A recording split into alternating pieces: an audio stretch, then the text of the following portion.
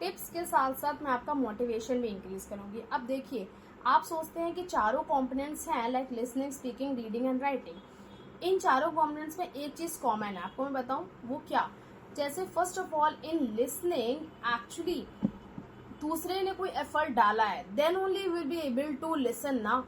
In reading, somebody have paid the effort, then only you will be able to read a whole book which contains a pile of pages. Okay, in writing also, actually people have paid the efforts, okay, of writing, then only they get the recognition as an author or a, like, or we can say as a like poetry writer, or we can say a poets. Okay, so the people used to pay a lot of efforts in this. Now in the speaking part, ये आपका effort है.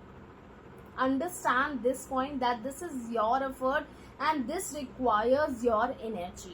So tips के साथ साथ मैं आपको यही बताना चाहती हूँ कि please try to get with your motivation of speaking. Unless and until you will not going to pay any type of effort, it will not give you unexpected results in speaking. Okay, तो speaking भी आप मान के चलिए आपका एक effort है, and you have to pay for that. You have to prepare the speech, you have to speak, then after being a month you will be able to speak English better. Okay, so for this you need to understand, this is the very deep understanding of English.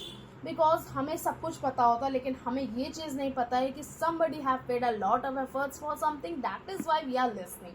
Okay, now it's our turn that how we will going to pay our efforts in English.